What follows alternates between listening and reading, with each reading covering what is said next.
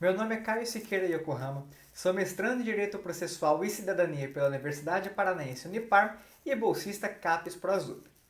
Meu trabalho é intitulado Alteração do parágrafo 4º do artigo 921 do Código de Processo Civil em decorrência da Lei 14.195 de 2021.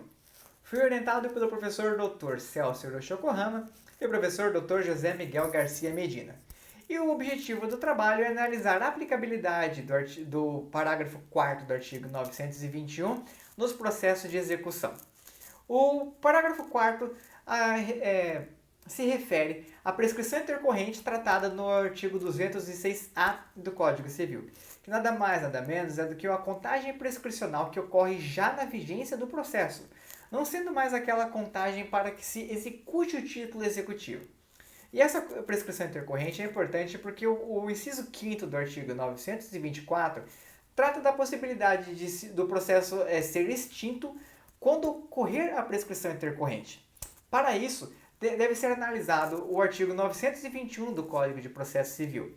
E o seu inciso 3º tinha a redação antes da alteração pela Lei 14.195 que o processo era suspenso quando o executado não possuir bens penhoráveis.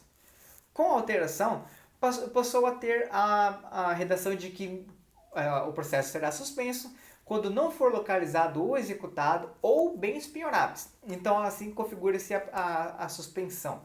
Mas o início da contagem prescricional, da prescrição intercorrente, ficou fixado no parágrafo 4º do artigo 921, que o termo inicial se dará após a ciência da primeira tentativa infrutífera de localização do devedor ou de bens penhoráveis e será suspensa por uma única vez.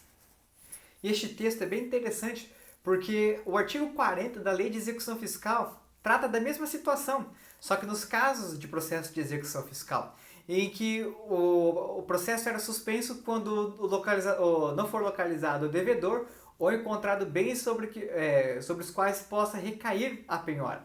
E este entendimento acabou sendo interpretado pelo Tribunal Regional Federal da 4ª Região no julgamento do processo de Santa Catarina em novembro de 2020. Este entendimento foi aplicado analogamente num processo de execução civil. Então, passou a ter a teoria de que o pedido de determinação de diligências infrutíferas, que se retornassem frutíferas, não interrompia a contagem da prescrição intercorrente.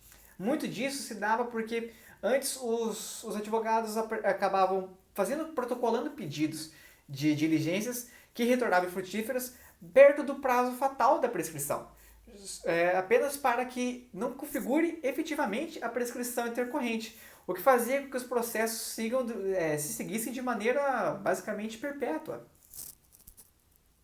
E essa alteração acabou gerando uma certa discussão em questão da sua vigência, se deveria ser a partir dos processos que se iniciarem após a vigência dessa lei, ou seja, a Lei 14.195, ou seja, depois de agosto de 2021, ou dos processos anteriores.